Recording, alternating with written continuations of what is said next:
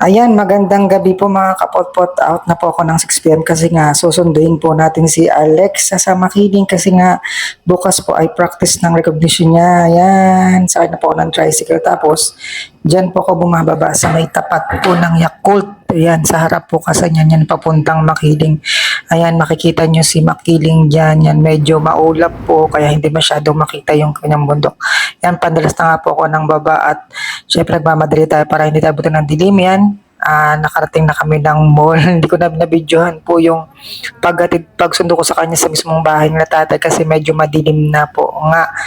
Medyo blurred na yung video natin, tsaka madilim. Ayan na po, tapos napunta kami na yan diyan kami umabot sa mall na yan at diyan kami aakyat sa overpass para sumakay ng tricycle. Ayan, napansin ko nga yung sa may harap ng mall na yan ay maliwanag, parang Pasko na oh, may mga ilaw na, di ba? Aba, teka, advance. Ayan, akyat na pala kami yan sa overpass. Yan.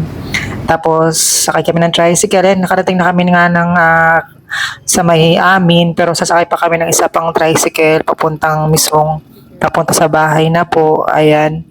At bukas nga po ay recognition niya ni Alexa bukas, no? Mabuti na lang at kasama pa siya sa recognition, tagka-honor siya, no? Kahit medyo alanganin na yan po yun. Maraming salamat po sa pagsama sa amin sa vlog na ito. Ayan po, bukas po ay kami din ay meron antabayanan po yung vlog namin para sa practice niya. Thank you very much po. Please don't forget to like,